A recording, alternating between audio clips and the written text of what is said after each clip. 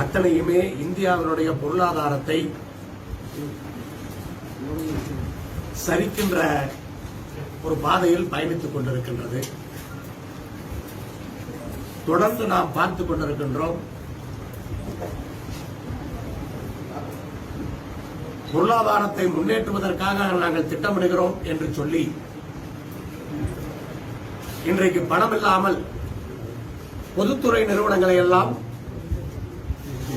விற்பதற்கு தயாராகின்ற ஒன்றிய அரசை இன்றைக்கு பார்த்துக் கொண்டிருக்கின்றோம். ஒவ்வொரு பொதுத்துறை நிறுவனமும் ஆரம்பிக்கப்பட்டு அதை யோசித்து பார்க்காமல் இன்றைக்கு எடுத்தோம் கவிழ்த்தோம் என்று அத்தனை பொதுத்துறை நிறுவனங்களையும் விற்பதற்காக ஒன்றிய அரசு முயற்சித்துக் கொண்டிருக்கிறது. இந்தியாவினுடைய பலம் என்று சொன்னால் அது நம்முடைய பொதுத்துறை நிறுவனங்கள். அதில் உச்சத்தில் இருப்பது எல்ஐசி. எல்ஐசியை கூட விற்பதற்கு ஒன்றிய அரசு முன்வரும் என்று சொன்னால் மிக நல்ல லாபத்திலே இயங்குகிற ஒரு நிறுவனம். அந்த நிறுவனத்தை கூட விற்பதற்கு ஒன்றிய அரசு இன்றைக்கு முன்வருகிறது என்று சொன்னால் என்ன உள்நோக்கம் இருக்கிறது? ஒரு சிலரை முன்னேற்றுவதற்கான திட்டமா இந்த திட்டம்? மொத்தத்தில் இந்த பாதை தொடர்ந்து பயணித்தால் இந்தியாவை உலகத்திலேயே ஏழை நாடாக மாற்றக்கூடிய அந்த சூழல் ஏற்பட்டுவிடும். ஒரு துறை விடாமல் விவசாயிகளை வஞ்சிப்பதற்கு 3 வேளாண் சட்டங்கள், அதை எதிர்த்து டெல்லியிலே இன்றைக்கு இத்தனை மாதங்களாக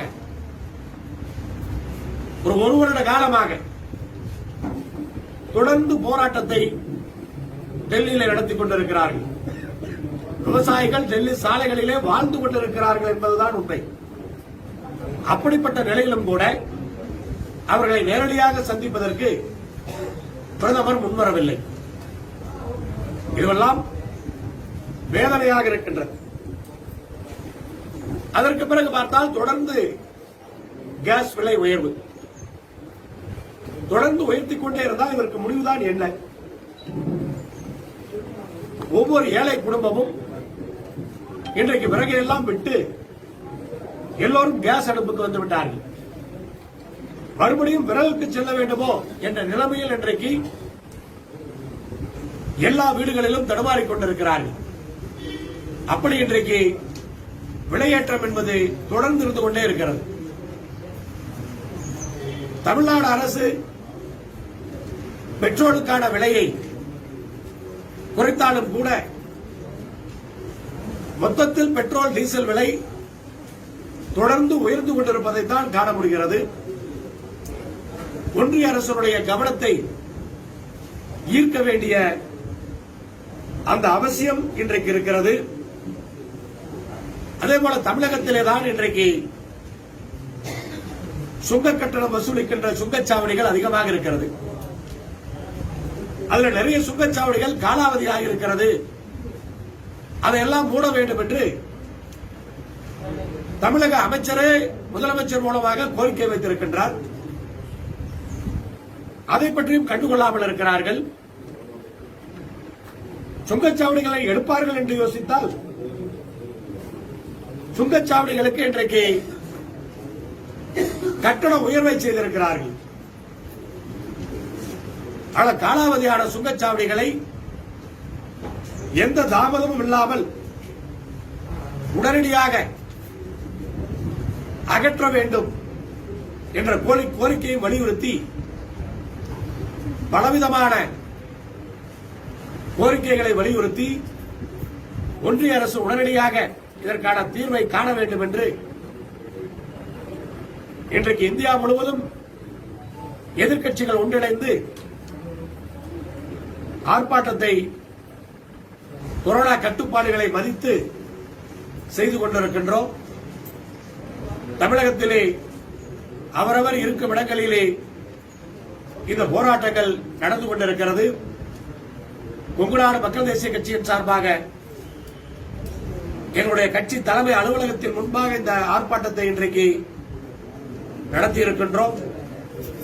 இந்த ஆர்ப்பாட்டத்தினுடைய கோரிக்கைகள் ஒன்றிய அரசுடைய காதுகளுக்கு எட்டி தீர்வு வரும் என்ற அந்த நம்பிக்கையோடு இன்றைக்கு ஆர்ப்பாட்டத்தை நடத்தி இருக்கின்றோம்.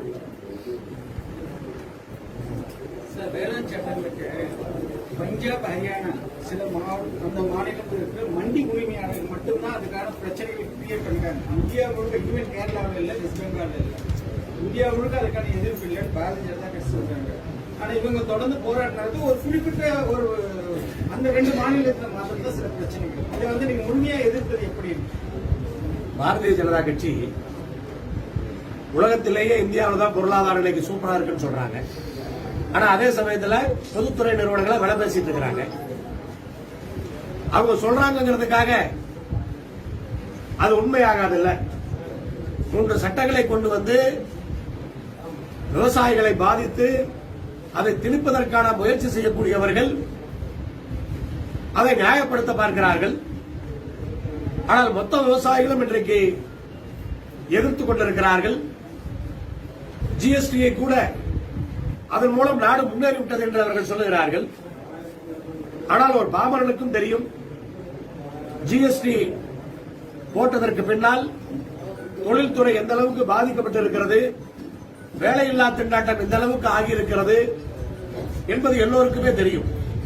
ஆனால் வேளாண் சட்டங்களை அவர்கள் புகுத்த நினைக்கின்ற காரணத்தினால் அதை நியாயப்படுத்துவதற்கு முயற்சிக்கிறார்கள். அந்த சட்டம் வந்துவிட்டால் இந்தியாவிலே எந்த ஒரு விவசாயியும் இப்ப கிடைக்கின்ற லாபம் கூட அவர்களுக்கு கிடைக்காது. லாபத்தை இரட்டிப்பாக்குவோம் என்று இருக்கிற லாபத்தையும் பிடுங்குகின்ற செயலாக. ஒரே ஒரு உதாரணம் நமக்கு தெரியும். விவசாயிகளுடைய விளைபொருட்களை வாங்கி அதை பதுக்கிக் கொள்வதனால் சந்தையினுடைய விலையை இறக்கவும் முடியும், ஏற்றவும் முடியும் என்று சில பேர் செய்து கொண்டிருக்கிறார்கள். அது இன்றைக்கு சட்டத்துக்கு புறம்பானது. ஆனால் இந்த சட்டங்கள் மூலமாக அதை அனுமதிக்கிறார்கள். அப்ப யார் வேண்டுமானாலும் பதுக்கிக் கொள்ளலாம் என்பதை சட்டப்பூர்வமாக செய்வதுதான் விவசாயிகளை காப்பாற்றுகின்ற செயலா?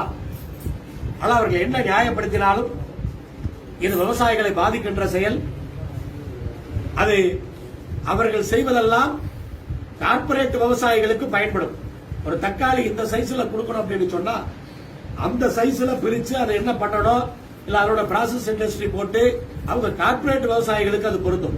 ஆனா 2 ஏக்கர் 3 ஏக்கர் வச்சிருக்கிற விவசாயிக்கு இப்ப கிடைக்கிற விலையும் கிடைக்காது.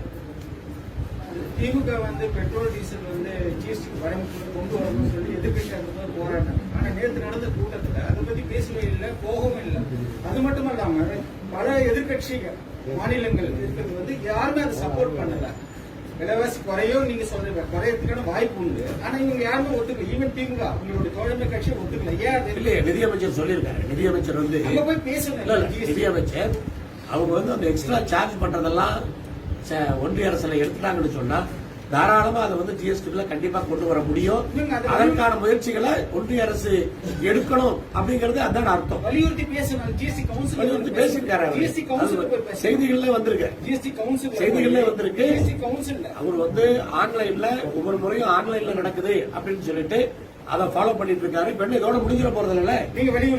அடுத்து ஜிஎஸ்டி கவுன்சில் மாநில அரசு வலியுறுத்தணும். கண்டிப்பா நாங்க வலியுறுத்துவோம். நாங்க வலியுறுத்துவோம். அவரு நிதியமைச்சரே சொல்லியிருக்காரு. நிதியமைச்சரே இது பட்டியலிட்டு சொல்லியிருக்காரு. ஒன்றிய அரசு இதெல்லாம் பண்ணாங்கன்னு சொன்னா இது ஜிஎஸ்டிக்குள்ள கண்டிப்பா கொண்டு வர முடியும் அப்படின்னு சொல்லி நிதியமைச்சரே சொல்லியிருக்காரு. ஆனா ஜிஎஸ்டி கவுன்சில் மீட்டிங் இதோட முடிய போறது இல்ல. அடுத்த கூட்டத்துக்கு நிதியமைச்சர் போவார் இல்ல. விவசாய பிரச்சனை பேசுறீங்க. அடங்கல் இருந்தாதான் லோன் தரணும்னு சொல்லிட்டு விவசாயிகள் ரொம்ப சிரமப்படுறாங்க. தஞ்சாவூர் பகுதியில் நெல் கொண்டு அந்த இன்சூரன்ஸ் ஸ்கீம் எடுத்துட்டாங்க கிராப் இன்சூரன்ஸ். அதை பத்தி என்ன நினைக்கிறீங்க? இந்த ஆட்சி வந்த பின்னால் அந்த பிரச்சனைகள் விவசாயிகள் சொல்றாங்க. அதாவது 2 விஷயம். ஒன்று, விவசாய கடன்கள் முறைகேடாக சென்ற ஆட்சியில் கொடுக்கப்பட்டிருக்கின்றது. நகைக்கடன் முறைகேடாக கொடுக்கப்பட்டிருக்கின்றது. அதை இன்றைக்கு தமிழகம் பூராவும் விசாரித்துக் கொண்டிருக்கிறார்கள். பல்வேறு விதமான முறைகேடுகள் நடந்திருக்கிறது. நிலவே இல்லாதவருக்கு நிலத்தின் மீது கடன் கொடுத்திருக்கிறார்கள். அரசு நிலத்தினுடைய பட்டாவுக்கு ஒரு தனிப்பட்ட விவசாயிக்கு கடன் கொடுத்திருக்கிறார்கள்.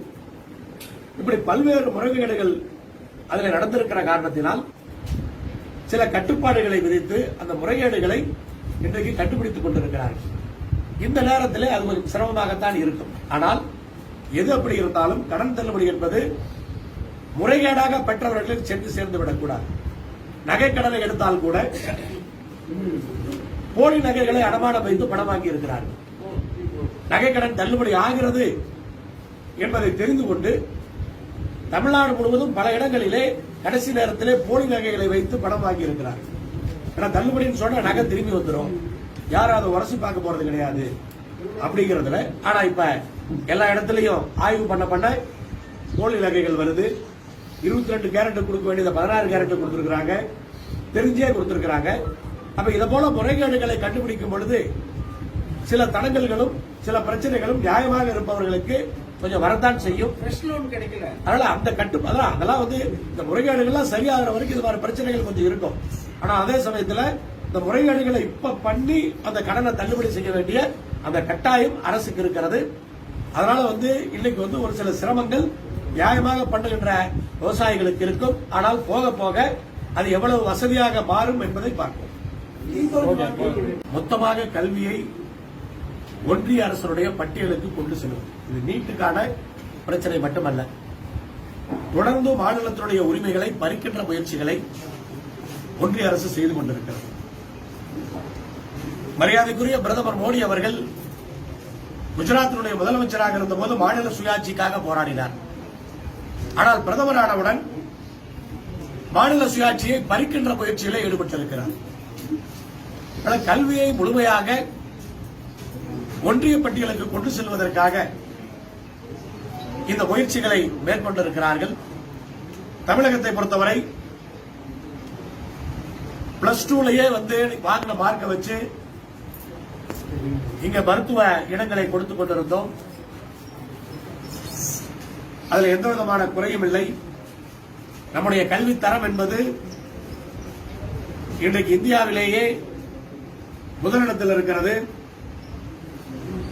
நீட்னு சொல்லிட்டு இந்தியா பூரா தேர்வுகளை நடத்தும் பொழுது நம்ம மாநிலத்தில் ஸ்ட்ரிக்டா நடத்துவோம், எல்லா மாநிலத்திலும் ஸ்ட்ரிக்டா நடத்துறாங்களான்னு தெரியாது. அப்ப பாதிக்கப்படுறது யாரு? ஒரு உதாரணத்துக்கு ரயில் எடுத்துட்டீங்கன்னா கூட டிக்கெட் வாங்காம தமிழ்நாட்டில் யாரும் பயணிக்க மாட்டாங்க. நான் பீகார்ல இருந்து இருக்கிறேன், அசாம்ல இருந்து இருக்கிறேன், உத்தரப்பிரதேசல இருந்து இருக்கிறேன். அங்க டிக்கெட் வாங்காம பயணிக்கிற பயணிகள் நிறைய இருப்பாங்க. நீங்க பாத்தீங்கன்னா ட்ரெயினுக்கு மேல ஏறிட்டு போறதெல்லாம் நம்ம ஊர்ல பாத்திருக்கீங்களா? எவ்வளவு செய்திகள்ல பாக்குறோம். அப்ப நம்ம ரயில் கட்டணத்தை சரியாக கட்டுகிறோம். சில மாநிலங்களிலே அது சரியாக நடைமுறைப்படுத்தப்படவில்லை. அதே மாதிரிதான் அந்த நீட்டும் அகில இந்திய அளவில் நீங்க ரேங்கிங் போடுறப்ப நம்ம இங்க ஸ்ட்ரிக்டா நடத்துறோம். எப்படி எல்லாம் செக் பண்ணி உள்ள விடுறாங்கன்னு நமக்கு எல்லாம் தெரியும். அதே ஒரு குறையா இருக்கு. ஆனா சில மாநிலங்களிலே அதெல்லாம் இல்ல அப்படிங்கறதையும் செய்திகள் நம்ம பார்த்தோம். அப்ப அந்த மாநிலத்தில் இருக்கிற மாணவர்கள் அதிகமாக மார்க் வாங்குவதற்கு இது வழி கொடுக்கிறது. அதாவது பல விதங்களிலே தமிழகத்தை பொறுத்தவரை நமக்கு தேவையில்லை. மற்ற மாநிலங்கள் எப்படி வேணாலும் பண்ணிக்க கல்வி தரத்தை உயர்த்துறதுக்கு. மற்ற மாநிலங்களை ஒப்பிடும் பொழுது தமிழகத்தில் கல்வித்தரம் நன்றாக இருக்கிறது. இதையா குறைக்க பாக்குறீங்க? ஆனா நீட் தேர்வுல 1-2 விஷயம் மட்டும் இல்ல. இப்ப வந்து இதனால என்ன? இப்ப நீட் தேர்வு வந்ததுனால பணம் வச்சிருக்கவங்களுக்கு சீட் இல்ல, பணம் இல்லாதவங்களுக்கு சீட்டுங்கிற நிலைமை இருக்குதா? யதார்த்தத்தை தயவு செஞ்சு புரிஞ்சுக்கலாம். இன்னைக்கும் நீட் மார்க்க வச்சுட்டு பல கல்லூரிகளிலே அதிக கட்டணங்களை கட்டித்தான் படிக்க முடியும். அதிக கட்டணங்களை கட்டுவது யாருனால முடியும்? அப்படி நீட் வந்ததனால இது யாருக்கு பிரயோஜனம்? எந்த மாற்றமே கிடையாது. நீட் பயிற்சி என்று இன்னொரு தொழில் ஆரம்பித்திருக்கிறது. நீட் பயிற்சிக்கு ஒரு தொழில் ஆரம்பிச்சிட்டாங்க. 1 வருஷம் 2 வருஷம் நீங்க பயிற்சி எடுக்கிறாங்க. அது மிகப்பெரிய யார் வசதியா இருக்கவங்க தான் அது போய் பயிற்சி எடுக்க முடியும். அரசு பள்ளியில பயிற்சிக்கிறோம். இது வரைக்கும் அது சரியா நடக்கவே இல்லை. ஆனா கண்டிப்பா இதுவெல்லாம் தமிழகத்தை பொறுத்த அளவுக்கு மிகப்பெரிய பாதிப்பு. உச்சநீதிமன்ற யோசனைப்படியும் திமுக காங்கிரஸ் ஆட்சியில் இருக்க போதுன்னா இது ப்ரொபோஸ் பண்ணி கொண்டு வரப்பட்ட நீதி பாருங்க, இது வந்து நீதிமன்றத்துக்கு எப்ப வந்தது அப்படிங்கறதுனால இப்ப வந்து ஒன்றிய அரசு இருக்கு. அவங்க நினைச்சா தமிழகத்துக்கு விலக்கி கொடுக்க முடியும், அவங்களால அதை செய்ய முடியும். அதை அவங்க ஏன் செய்ய மறுக்கிறாங்க? இது பழைய வரலாறுக்கெல்லாம் நான் போக விரும்பல. கீழ்கோஞ்சி வாக்கியல்ல இந்தியா முழுக்க ஒரு சட்டம், தமிழகத்துக்கு மாத்திரம் எப்படி விலக்கு தர முடியும் அப்படின்னு கேட்கலாம். அப்படி இல்ல, கல்வி வந்து அப்படி இல்ல, அந்தந்த மாநிலத்தில் இருந்தது. ஒவ்வொரு மாநிலம் ஒவ்வொரு மாதிரி இருக்கு. இன்னைக்கு வந்து சமமா கொண்டு போறேன்னு சொல்லிட்டு நீங்க நான் சொல்றது உண்மையா இல்லையா? மற்ற மாநிலங்கள்ல நீட்டு தேர்வு அதே வந்து இங்கிருந்தா போய் எல்லாம் காமனா ஒரே ஆட்களா இது பண்றாங்க. அப்ப என்ன பண்ணணும்? பீகார்ல இருக்கிற ஆசிரியர்கள் இங்க ஒன்று போட்டு நீட்டு பார்க்க சொல்லுங்க, தமிழ்நாட்டில் இருக்கிற ஆசிரியர்கள் பீகார்ல கொண்டு போட்டு பார்க்க சொல்லுங்க. யார் பார்க்க பாக்குறாங்கன்னு கீழ்போகி வாய்க்கால உடைப்பெய்யப்பட்டப்ப நீங்க போய் பாட்டு வந்தீங்க, உடைப்பெய்யப்பட்டப்ப போய் பாட்டு வந்தீங்க. கீழ்போகி வாய்க்கால உடைப்பெய்யப்பட்டப்ப நீங்களே போய் பாட்டு வந்தீங்க. தண்ணி வெள்ளம் எல்லாம் போச்சு, விவசாயிகள் பாதிக்கப்பட்டாங்க. உரிய இழப்பீடு இன்னைக்கு வரைக்கும் கிடைச்ச மாதிரி தெரியல. அது எப்படி பாருங்க? அதுக்கான கோரிக்கைகளை அரசிடத்தில் நானும் வைத்திருக்கின்றேன், மாவட்ட அமைச்சர் அவர்களும் வைத்திருக்கின்றார். அது நடக்கும் என்ற நம்பிக்கையோடு அதை நாங்கள் பார்க்கிறோம். டாஸ்மாக் கடைகள்ல எம்ஆர்பி விலையோட அதிக ரேட்டுக்கு வித்துட்டு இருக்காங்க. இது தமிழகம் முழுவதுமே நடக்குது, எல்லா பக்கமும் நடக்குது. பட் இது வரைக்கும் எந்த ஒரு நடவடிக்கை இல்லை. புகார் சொல்றவங்க மேட்டப்படுறாங்க. இதை பத்தி பத்திரிகையாளர்கள் கூட தாக்கப்படுறாங்க. இது எடுக்க போனா சட்டமன்றத்தில் விலைப்பட்டியல் வைக்க வேண்டும் என்று பேசியவன் அதை ஏற்றுக்கொண்டு அமைச்சர் அவர்கள் தமிழகம் பூராவும் விலைப்பட்டியலை வைக்க வேண்டும் என்று சொல்லியிருக்கிறார். வெறும் சட்டமன்றத்திலே நான் பேசவில்லை, திருச்செங்கோடு சட்டமன்ற தொகுதிக்குட்பட்ட அனைத்து மதுக்கடைகளிலும் விலைப்பட்டியலை வைத்துவிட்டு தான் சட்டமன்றத்திலே பேசினேன். இது வைப்பார்கள். இன்றைக்கு இல்ல, அமைச்சர் சொல்லுவதற்கு முன்பே திருச்செங்கோடு சட்டமன்ற தொகுதியிலே அனைத்து மதுக்கடைகளும் வைக்கப்பட்டிருக்கிறது. இன்றைக்கு திருச்செங்கோடு சட்டமன்ற தொகுதியிலே மதுக்கடைக்கு சென்று பாருங்கள், சரியான விலைக்கு விற்பார்கள். அங்க கிடையாது. அது மாதிரி இப்ப எல்லா பகுதியிலையும் இது வந்துடும்.